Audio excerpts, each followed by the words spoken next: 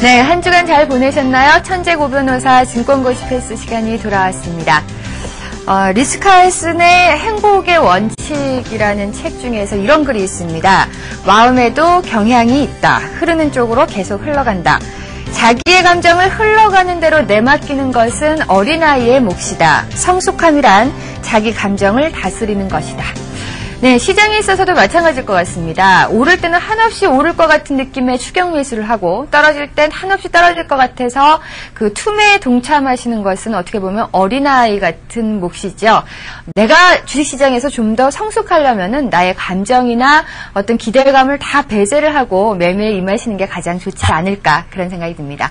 저희 프로그램에서는 항상 여러분들이 이런 감정을 배제할 수 있도록 도와드리고 있죠. 함께 도움 주실 분 모셨습니다. 고승덕 변호사 나오셨습니다. 어서 오세요. 안녕하십니까? 네.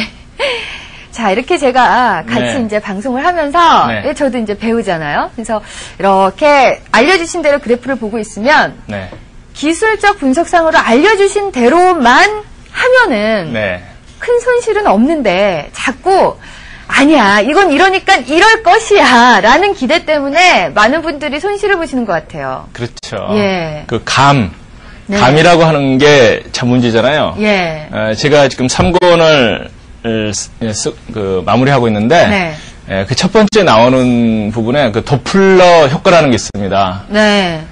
어떤 그 파동, 이것도 파동 이론인데요. 예. 파동이 그 관측자. 예. 그러니까 이제 이를테면 이제 투자자죠. 파동이 접근하게 되면 멀리서는 그렇게 이제 그 고음으로 안 들리는데 가까이 오면은 굉장히 이게 고음으로 시끄러워요. 네. 그리고 파동이 자기한테서 멀어지게 되면 또 그 고음에서 저음으로 내리거든요. 그러니까 파동은 똑같은데 점점 가까이 올수록 그 강하게 들린다는 거죠. 네. 그게 이제 어떤 것을 의미하냐면은 그 주가라는 게 상승할 때 초기에는 별로 감을 못 느껴요. 그렇죠. 근데 막바지에는 막 굉장히 마음이 급해지잖아요, 다들. 네, 막 못 잡으면 큰일 날 것 같아요. 큰일 나죠. 예. 그리고 이제 떨어질 때는 느긋하게 보다가 나중에 바닥 가면은 못 팔아서 안달이 나죠. 예. 그게 파동에서도 도플러 효과라는 게 있더라고요. 와, 정말 그 같이 프로그램을 진행하고 공부를 하면 할수록 이 파동이라는 게 단순한 주식 시장에서의 기술적 분석의 의미도 의미지만 그거보다 더 큰 의미가 숨어 있는 것 같아요. 저희 시청자 의견란에 보면은 어떤 분이 너무나 한숨스러운 한숨을 쉬시면서 이런 글을 올려주셨어요. 대세 상승은 끝난 건가요? 네. 어떻게 보십니까?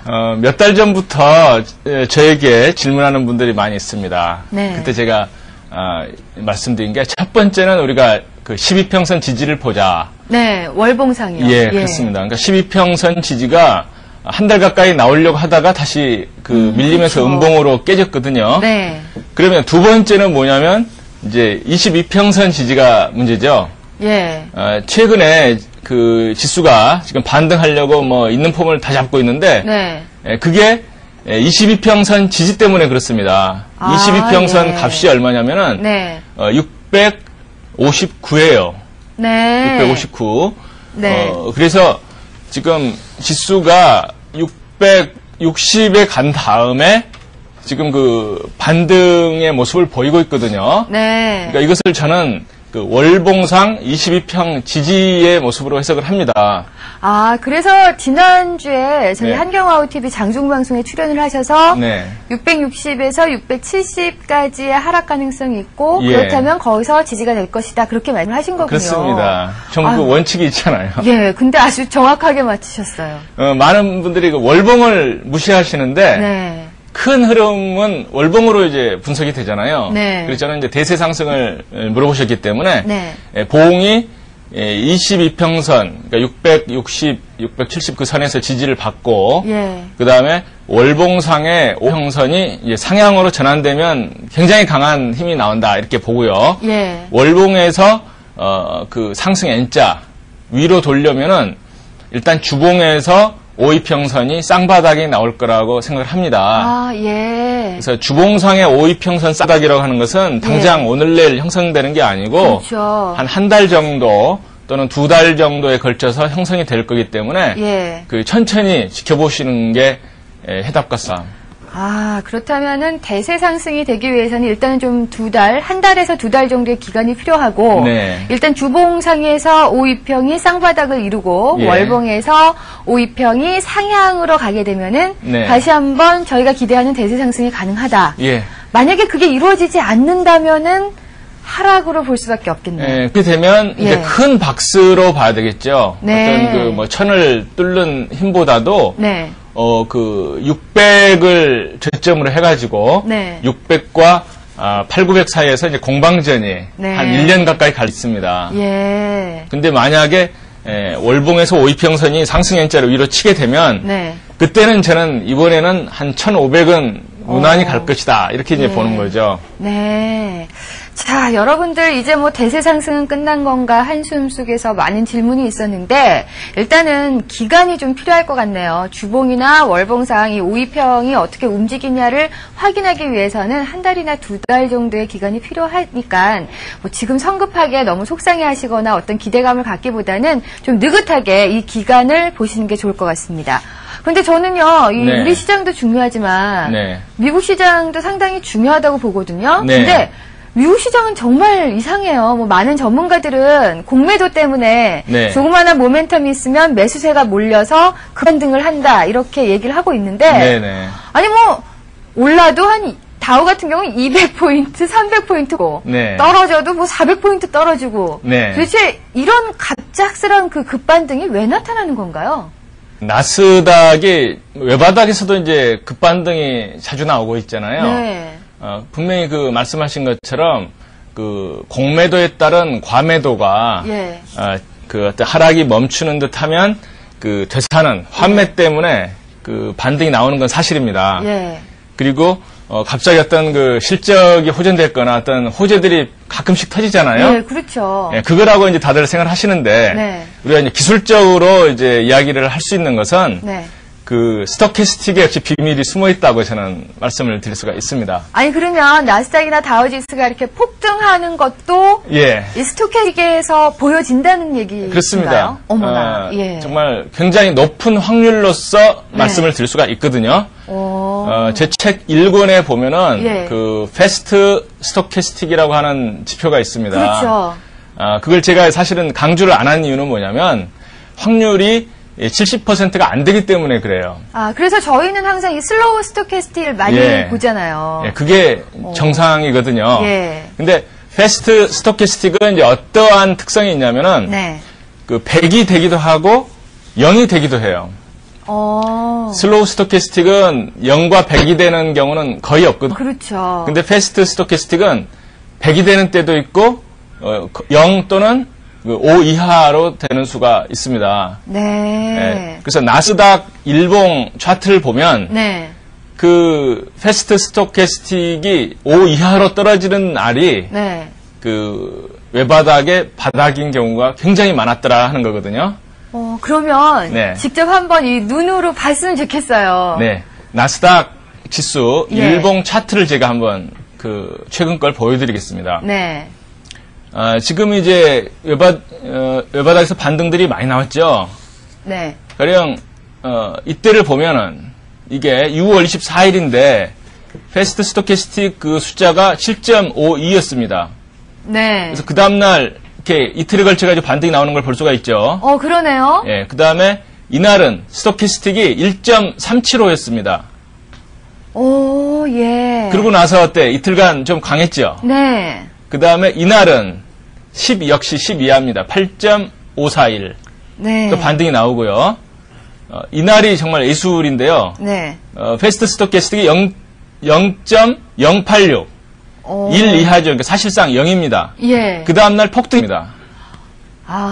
예. 그리고 나서, 이날, 8월 4일날 그 패스트 스토캐스틱 숫자가 0.222였습니다. 네. 사실상 0이라고 볼 수가 있죠. 예. 그 다음 폭등했습니다.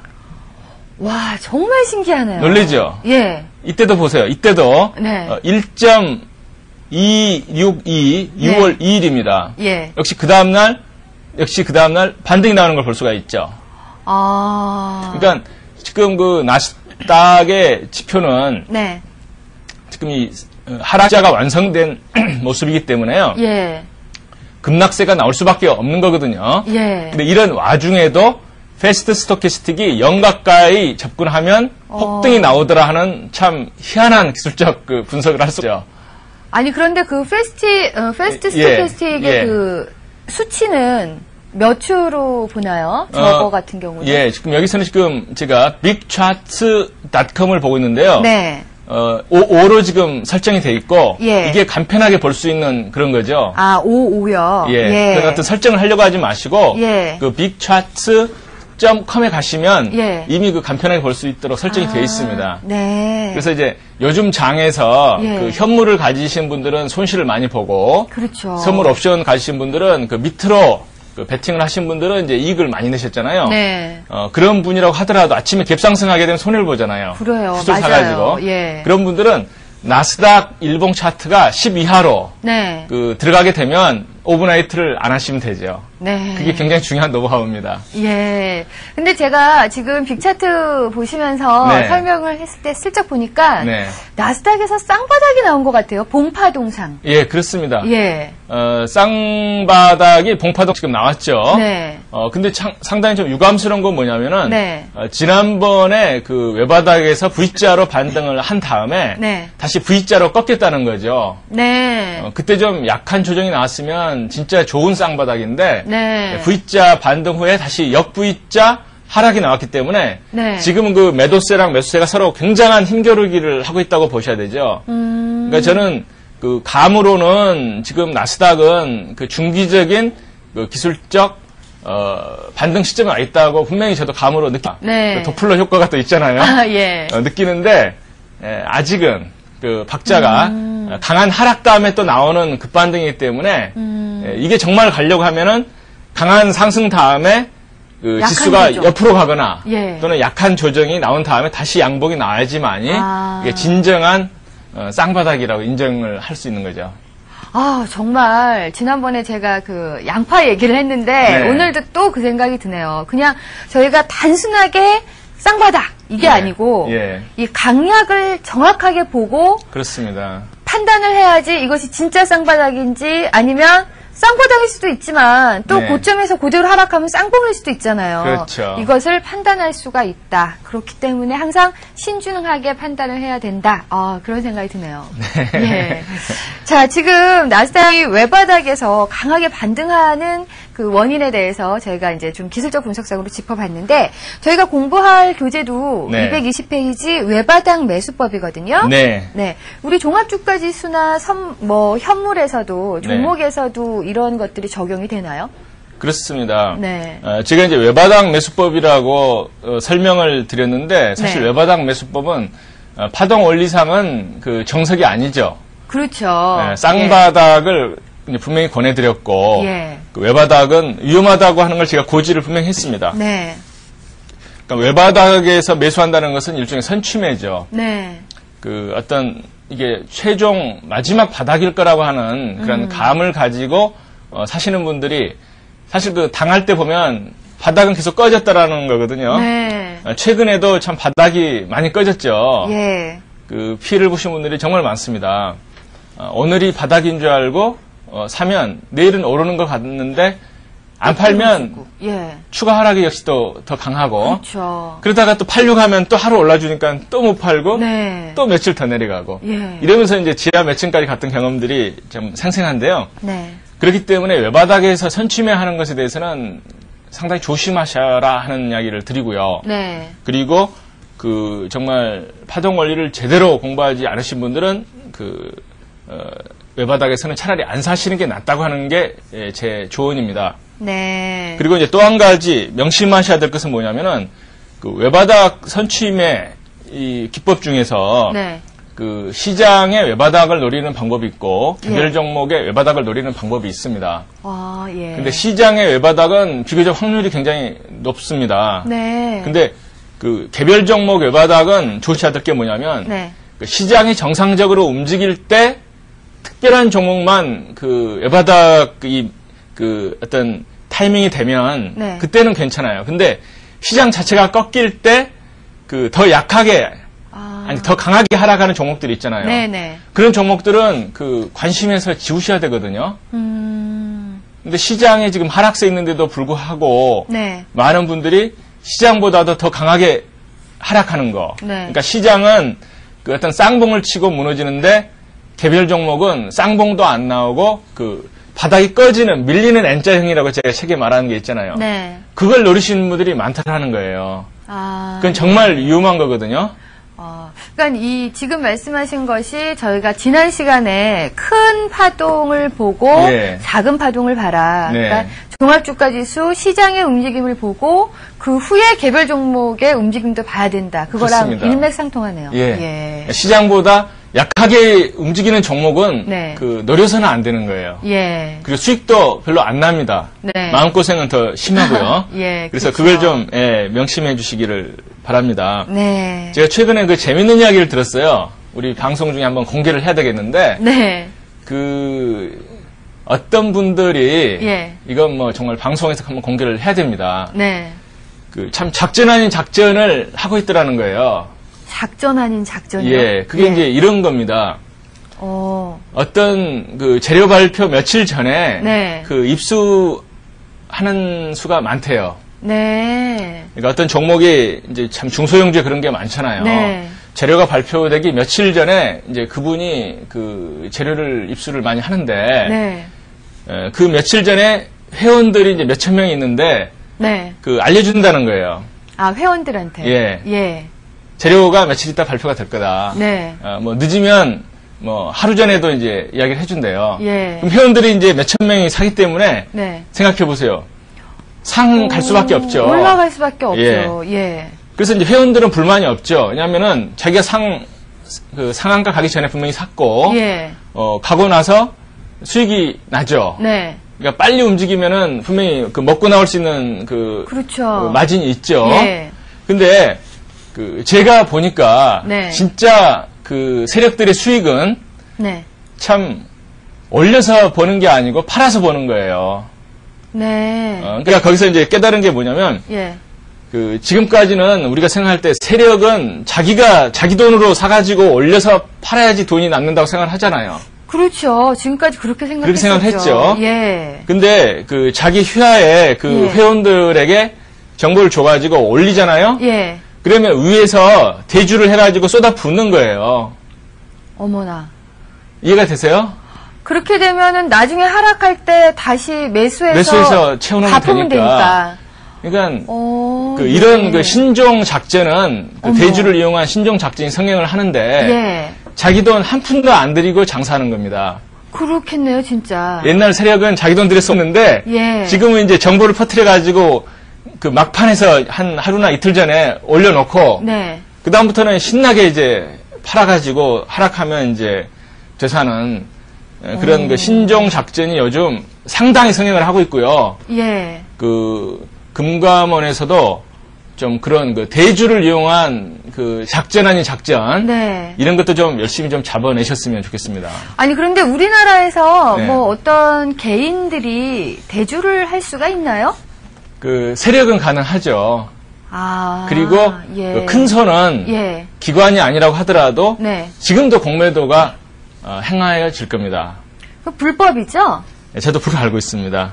예. 그래서 이제 왜 이런 말씀을 드리냐면은 네. 그 개인들이 어떤 정보라든가 감 가지고 예. 산다는 게 얼마나 위험한 건가를 그 말씀드리고 싶어서 그러는 거거든요. 네. 그래서 외바닥에서 선취매를 했을 때 네. 어떤 그 발빠르게 움직일 수 없는 분이 했을 경우는 손실을 크게 입을 가능성이 크다. 이걸 이제 분명히 말씀을 드립니다. 네. 예. 아, 그렇다면은, 네. 뭐, 저희가 이 외바닥에서 나오는 종목들 네. 그래프를 직접 한번 볼 수 있을까요? 예. 예. 예, 제가 이제 외바닥 매수법은 예. 두 가지가 있죠. 네. 한 가지는 그 시장이 바닥을 찍고 올라갈 때 네. 그 대세 바닥이 외바닥에서 이제 그 매수가 가능하다 이런 관점이 있고요. 네.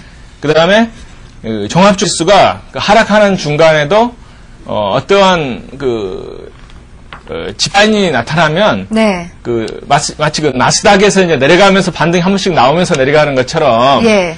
그 단기적인 반등이 나오더라 하는 거거든요. 네. 대세 바닥 탈출 매수법은 네.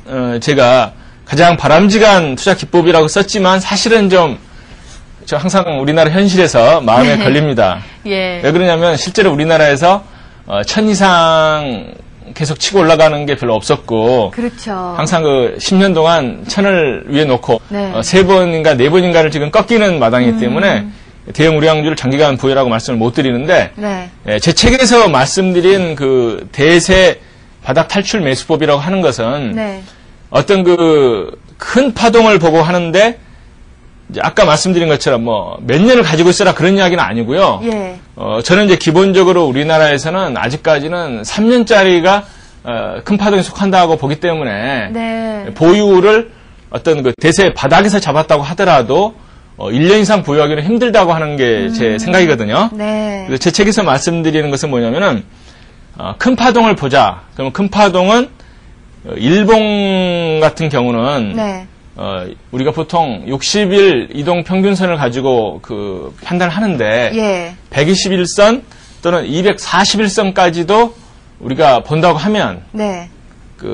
어떤 큰 파동의 바닥을 잡아낼 수 있다는 거거든요. 네. 현대자동차가 작년에 네. 그런 큰 파동이 나왔었죠. 예, 그렇죠. 예, 큰 파동이. 네. 제가 한번 현대자동차 일봉 차트를 한번 보여드리면 어떤가 싶어. 네. 현대자동차 일봉 차트를 제가 촘촘히 한번 띄워봤습니다. 네. 이 빨간 선이 대단하네요. 이제 21선이잖아요. 네. 참 대단한 종목이죠. 그러네요. 삼성전자, 현대차 이게 이제 우리나라를 대표하는 종목이죠. 네. 이 가능선으로 띄워놓은 게 제가 참 가능선으로 죄송합니다만은 네. 이게 121선입니다. 아, 제일 아래 파란색 선 말씀하시는 거죠? 이게 맨 아래 지금 흘러가죠. 예. 사실은 241선도 띄워드려야 되는데, 예. 사실 못 띄워드렸어요. 근데 이 무렵을 보세요. 무난한 매수 시점이 뭐냐면, 네. 60일과 120일 위에서, 네. 21선이 이렇게 상승 N자형을 그리죠. 아, 예. 보이시죠? 예. 그리고 이걸 조금 확대를 해서 보여드리면은, 네.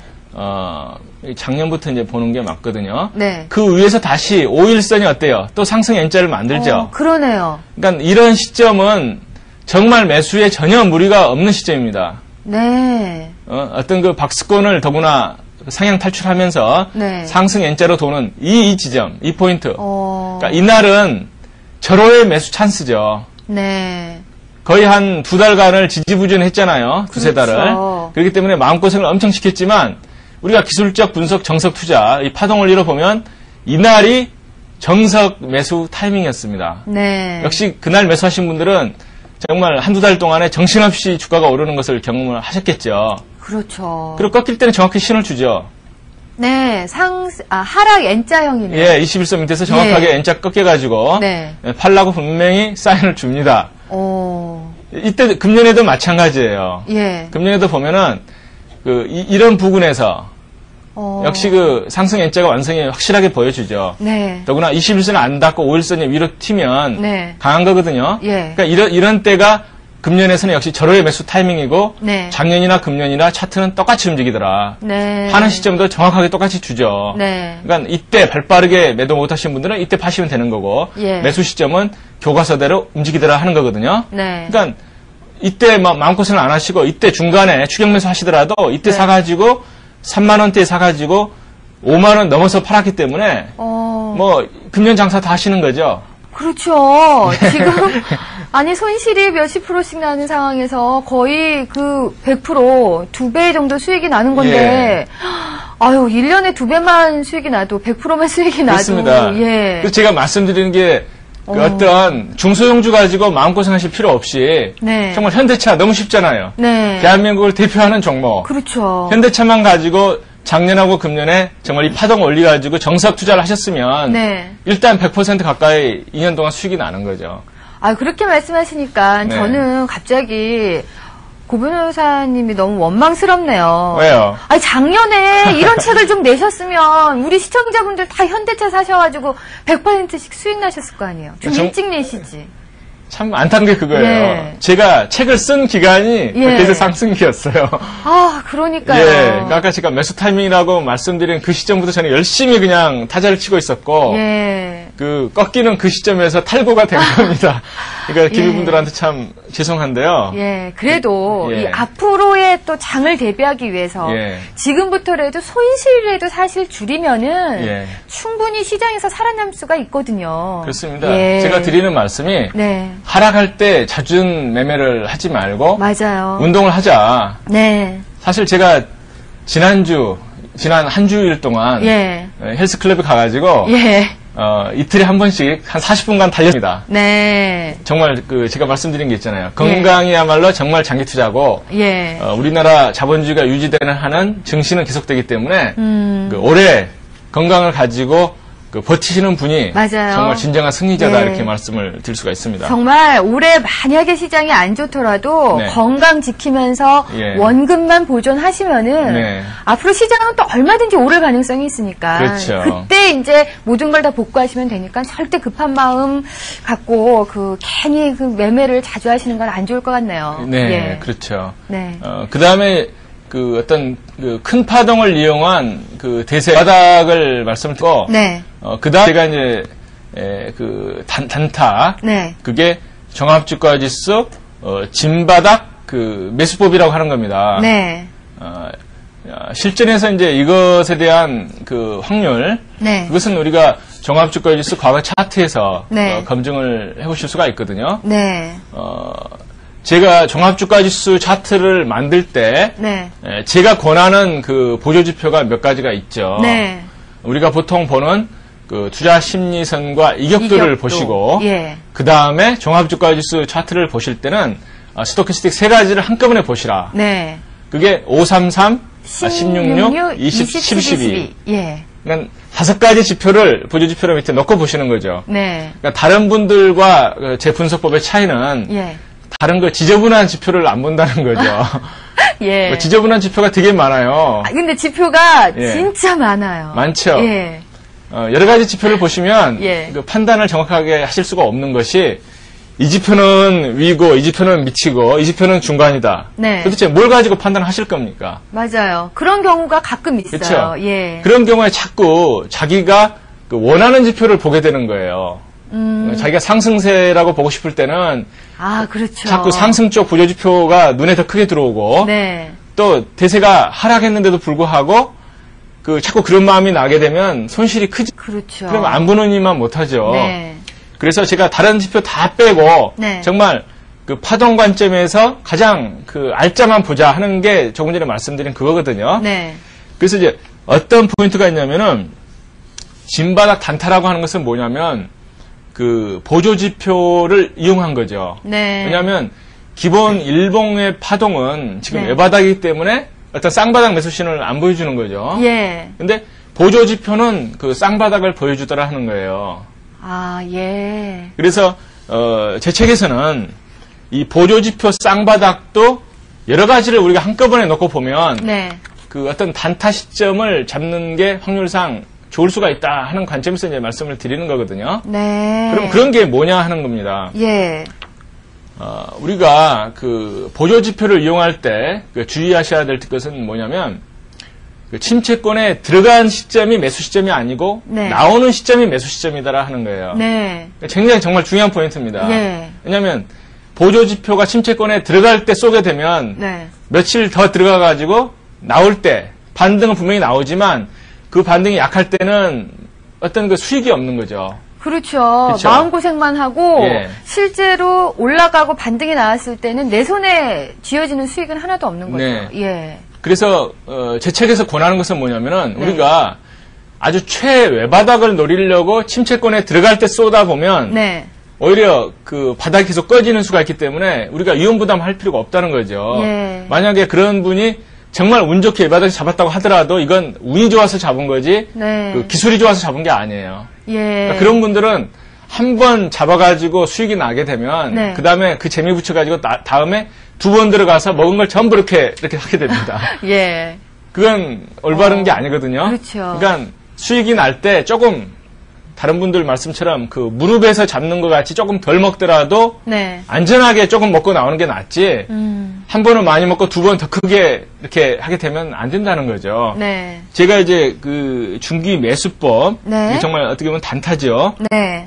그런 것이 뭐냐면 이격도가 침체권에서 들어갔다 나오고, 네. 투자 심리선도 종합주가수 같으면 침체권이 30이죠. 네. 30에 들어갔다가 나오고. 네. 그러니까 A and B입니다. 예. A 또는 B가 아니죠. 아, 두 개가 한꺼번에 나와야 되는 그렇죠. 거군요. 예. 이격도가 95 이하에 들어갔다가 나오고, 예. 투자 심리선이 30 이하에 들어갔다가 나오고, 예. 스토캐스틱이 네. 쌍바닥이 되고, 아. 예. 스토캐스틱이 외바닥으로 들어갈 때도 반등이 나올 가능성이 있지만, 예. 그 가능성은 한 60%이기 때문에 네. 조금 제 책에서 차마 권하지는 못하죠. 그러면 스토캐스틱도 533이 있고 166이 있고 20, 12, 12가 있는데 예. 어떤 게 쌍바닥으로 나오는 게 좋을까요? 예, 533이 쌍바닥이 나오는 거죠. 예. 533. 아무래도 외바닥이기 때문에 166까지 쌍바닥 나오기 기다리기는 조금 긴 기간이 걸리겠네요. 그렇습니다. 예. 운이 좋으면 이제 트리플 바닥이 나와가지고 그때는 네. 좀 며칠간 짭짤하게 또 재미가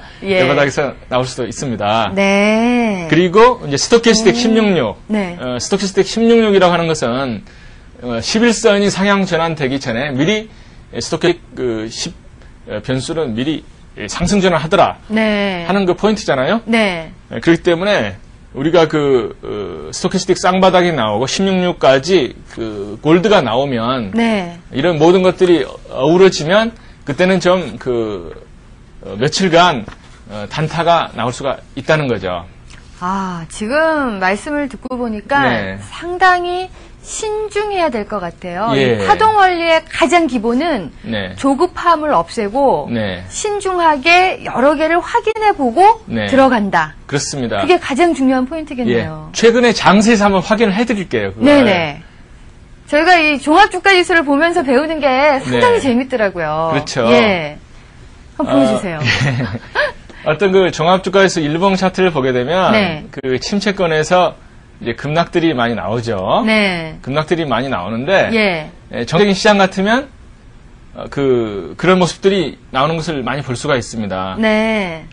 최근에도 보면 종합주가지수 일봉 차트가 이제 나오고 있습니다만은 네. 533 외바닥에서 침체권에서 나오죠. 네, 나오고 있네요. 이게 쌍바닥은 참 아니죠. 이게 참 안타깝죠. 예, 바닥이 낮아졌으니까 예, 쌍바닥은 아니고. 예. 근데 16은 골드가 나오고 예. 10까지 골드가 났죠. 아, 예. 그래서 이때 침체 들어갔다 나오는 거거든요. 이때 네. 투자 심리선 이것도 그래서 나오면서 533의 쌍바닥은 이제 어떤 의미를 갖냐면은 16의 쌍바닥을 보여준다는 데 의미가 있어요. 되게 하루나 이틀 먼저 나오는데 16주까지 쌍바닥이 나게 되면 되게 괜찮은 거거든요. 예. 그러니까 어때요? 장이 좀 며칠 뜨죠.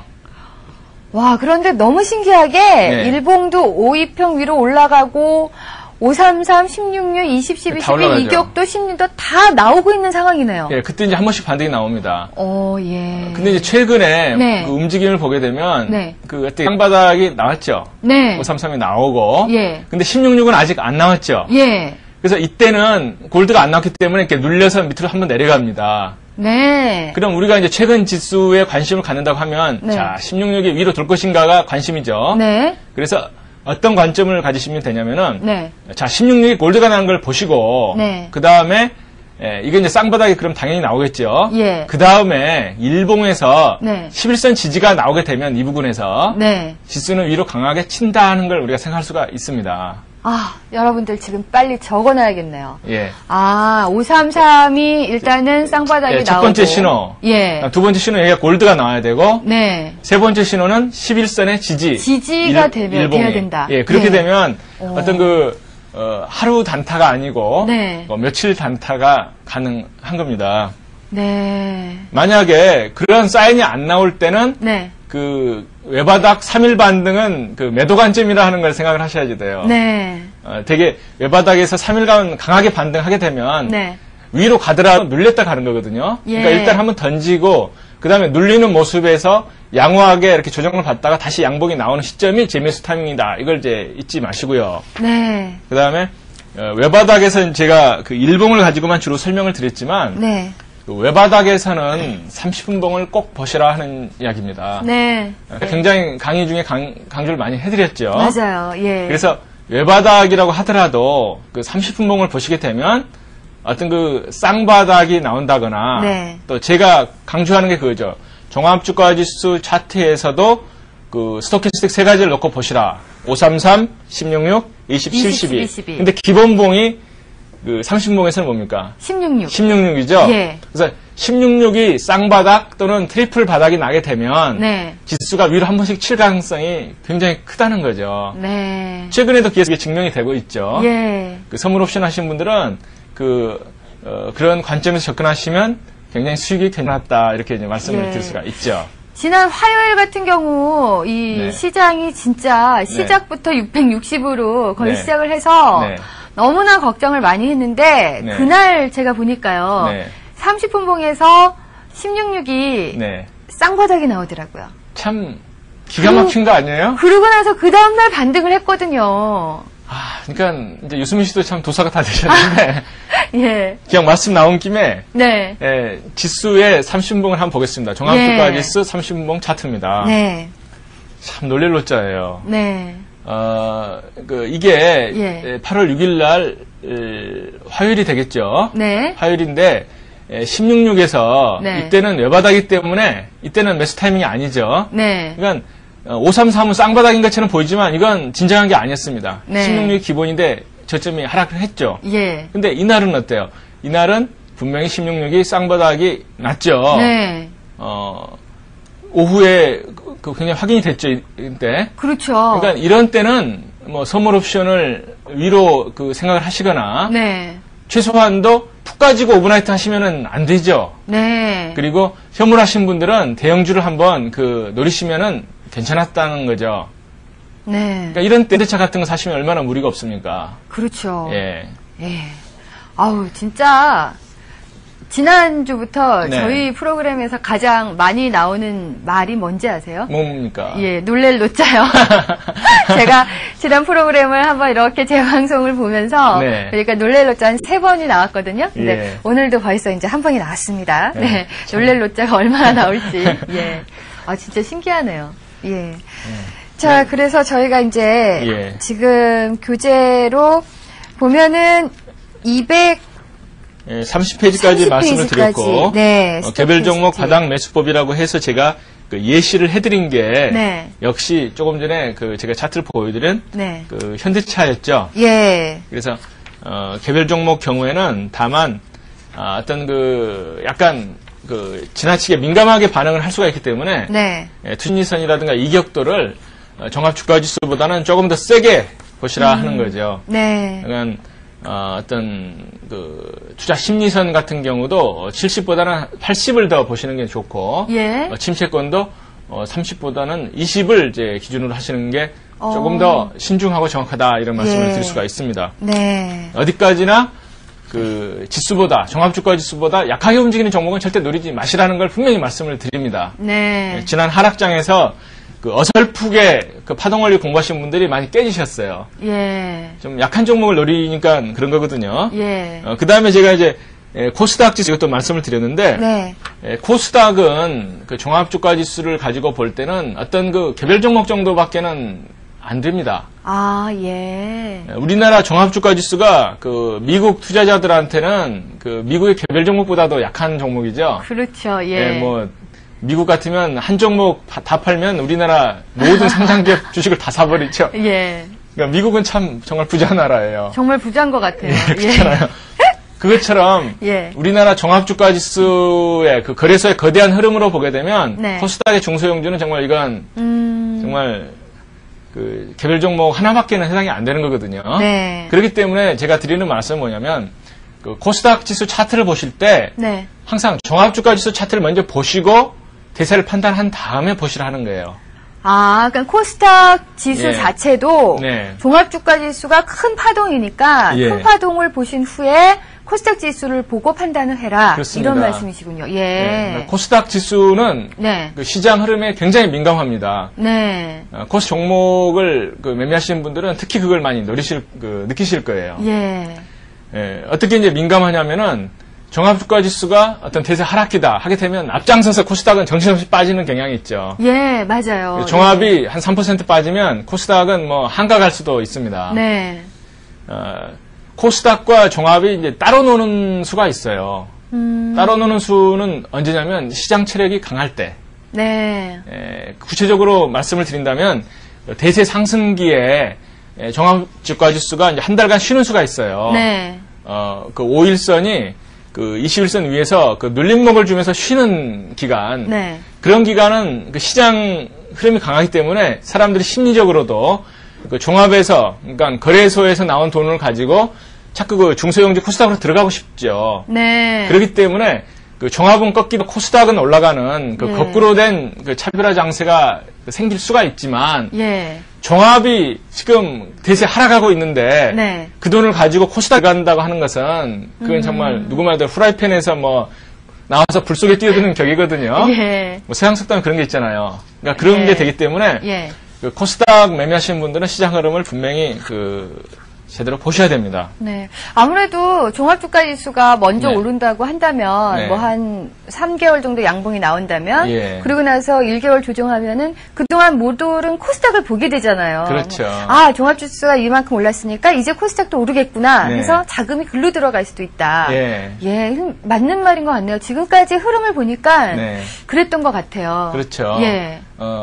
대형주가 앞장서서 올라가다가 쉴 때 네. 대형주에서 수익을 낸 분들이 이제 중소형주를 자꾸 찾는 거예요. 2등주, 3등주를 찾고 그동안 안 오른 종목들. 그렇죠. 바닥주를 찾기 때문에 네. 그때 약간 들썩을 합니다. 그러니까 어디까지나 그 시장의 원리를 알고 그 돈을 가지고 딴 데 들어가셔야 되지. 예. 대세가 하락할 때는 판돈을 가지고 쉬셔야 되는 거예요. 네. 그걸 모르고 그냥 자꾸 왔다 갔다 하시면 그냥 그 수익이 날 수가 없죠. 네. 더 퇴출이 되는 겁니다. 예.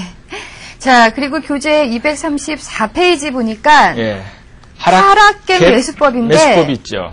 무서워요. 하락갭은 네. 아무래도 투매에 동참하기 가장 쉬운 지표잖아요. 그렇습니다. 개파락으로 딱 시작하면 아, 이거 이제는 하락 아닌가? 급락이 나오는 거 아닌가 하고 많은 분들이 투매에 동참을 하시거든요. 네네네. 근데 하락갭 매수법, 지금까지 고변호사께서 말씀하신 그 투자 그 방법이랑은 조금 다를 것 같은데 어떻습니까? 예. 하락갭 매수법은 네. 그 이제 사케다 30이라고 하는 걸 우리가 제대로 이해를 할 필요가 있습니다. 예. 사케다 30이라고 하는 건 뭐냐면 네. 공은 이제 하락갭을 말하는 거죠. 예. 그 30이라고 하는 것은 그 하락갭이 3일 나오면 일단 그 반등을 하더라 하는 네. 게 그 일본에서 나온 예. 그 이론입니다. 예.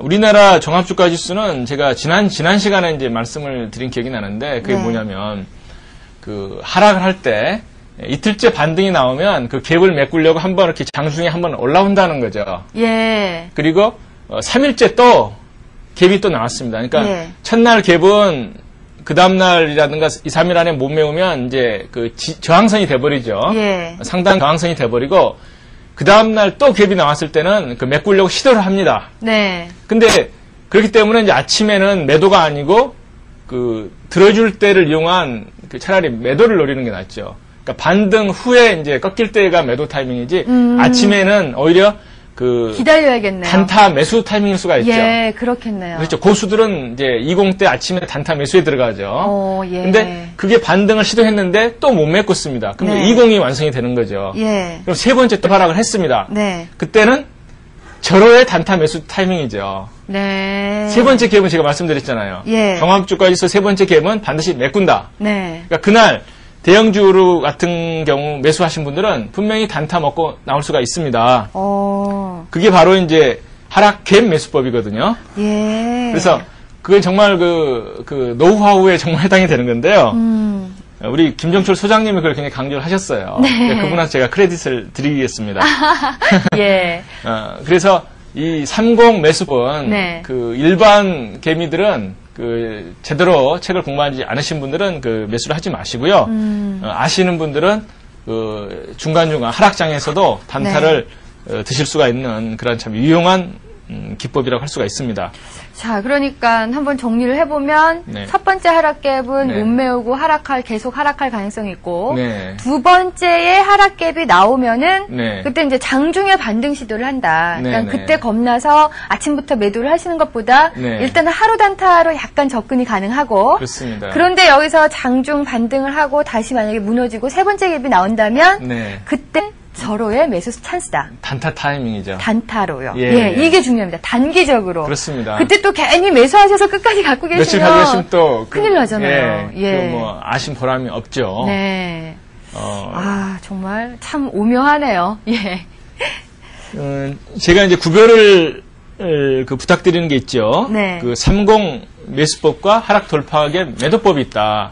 네. 제가 나중에 이제 매도법에서 말씀드릴 것 중에 하나가 하락 돌파갭 매도법이죠. 예. 하락 돌파갭이 특히 그 박스권에서 터지게 되면 네. 그건 굉장히 큰 저항선이 되기 때문에 지수는 정신없이 밑으로 빠진다. 예. 사례를 제가 가끔 보여드렸던 기억이 나죠. 예. 종합주가 지수도 역시 마찬가지입니다. 네. 최근에 종합주가 지수 그 하락 돌파갭 나온 게 제가 몇 번 말씀드린 것처럼 760, 765 사이에서 예. 하락 돌파갭이 최근에 완성이 됐죠. 네. 그래서 이 하락 돌파갭을 뚫는지 여부가 굉장히 관건이 될 겁니다. 네. 확률상으로는 뭐냐면 이 하락 돌파갭을 뚫으려고 하면 그 상승 돌파갭으로 마주 보면서 그냥 돌파를 하든지 네. 엄청난 양봉으로 받아채야지만이 그렇죠. 뚫리죠. 예. 그게 제가 이제 말씀드린 그 마주보기 그 갭돌파죠. 예, 그거 마주보기 갭돌파라는 얘기는 직접 믿으신 얘기인가요? 예, 제가 연구해가지고 만든 거예요. 아니, 그 용어가 되게 재밌는 것 같아요. 마주보기 갭돌파. 예. 예. 왜냐면 파동 원리상 예. 어떤 그 상세 파동이 그만큼 강하지 않으면 안 된다고 하는 그 관점이거든요. 네. 그래서 제가 이제 지금 8월 중에 유심하게 보는 그 포인트는 네. 첫 번째가 외바닥이라고 하더라도 어떤 추세가 돌려면은 굉장히 강한 흐름이 나올 거고 예. 그 강한 흐름은 어떤 갭성으로 나올 것이다. 그러면 그 강한 상승 돌파 갭이 예. 지지가 돼야지만이 1차 지지선을 딛고 올라가는 거고 네. 그 다음에 1차 지지선 딛고 올라가다가 760 부근에 만났을 때 네. 다시 갭이 나오면서 위로 뚫든지 아니면 그 굉장히 양봉으로 때려서 뚫어야 된다 예. 하는 게 이제 포인트거든요. 그러니까 8월 달에 그 관심 포인트는 네. 그 760을 돌파하는 그 모습이 되겠죠. 760을 네. 어떻게 돌파하느냐가 그렇습니다. 8월 달 그 월봉에서 상당히 중요한 의미를 갖겠네요. 그 장세를 결정을 하죠. 예. 근데 확률상으로는 네. 돌파 못할 확률이 더 크죠. 네. 보통 그 1차 하락 돌파 갭이 나오게 되면 그런데 제가 과거 차트를 보니까 네. 한 달 반 내지 한 2달 정도 걸리는 걸 볼 수가 있습니다. 예. 그래서 8월에 정말 그 관심은 어떤 예단은 버리십시오. 예. 760 부근에 가가지고 예. 움직이는 모습을 보게 되면 네. 그때 우리가 그 다음에 장세를 예측할 수가 있는 거고요. 네. 만약에 8월 중에 반등이 나오더라도 760에서 다시 그 장대 음봉이 나오면서 두들겨 맞아버리면 네. 다시 또 그냥 상승하려면 그 쌍바닥을 만들어가지고 다시 한번 이렇게 치고받아야 되거든요. 네. 비관할 건 없어요. 왜 그러냐면 제가 일권 초기에 말씀드린 게 뭐냐. 그 이평선도 두 번 때리면 뚫리죠. 뚫린다. 예. 그런 것처럼 하락갭도 한 번 그 음봉으로 눌리더라도 두 번째 다시 그 강하게 때리면 분명히 뚫립니다. 네. 그러니까 비관할 건 없죠. 예. 자, 이렇게 해서 저희가 8월 달에 또 어떤 걸 주의 깊게 봐야 되는지 또 살짝 저희가 얘기를 들어봤고요. 네. 이번에는 파름도 매수법입니다. 236페이지. 네. 파름도. 그러면 이 얘기로 딱 보면은 8일 동안 음봉이 나왔을 때 매수가 네. 가능하다. 예. 이런 얘기신가요? 네, 그렇죠. 파름도 매수법은 네. 그 많은 고수분들이 말씀을 하시고 네. 그 일본 책에도 나오는 이야기죠. 네. 파름도라고 하는 것은 이제 무슨 의미냐면은 종합지수가 열흘 중에 이제 며칠 떨어지느냐 하는 거거든요. 네. 연속해서 8일 떨어진다고 하는 이야기는 아니고요. 네. 10일 중에서 8일이 하락한 날, 예. 그 반등이 나올 가능성이 크다 하는 거거든요. 예. 파름도라고 하는 것은 우리가 기술적 지표로 제시를 하게 되면 그 투자 심리선이 그 20이 되는 그런 지점이 되겠죠. 예. 투자 심리선이 20이 되는 지점은 기술적으로 반등이 나올 가능성이 크다 하는 거거든요. 네. 종합주가지수 투자 심리선은 그 침체권 기간을 보통 그 30이라고 놓고 봅니다. 네. 그렇기 때문에 30에 들어가도 반등이 나올 가능성은 상당히 있다는 거죠. 네. 근데 주의하실 것은 아까 제가 몇 가지 지표를 연결해가지고 보시라 하는 거거든요. 예. 그래서 투자 심리선이 30에 들어갔다고 해가지고 매수 타이밍이 아니고 네. 여러 가지 지표가 들어갔다가 나오는 시점이다 하는 건데요. 네.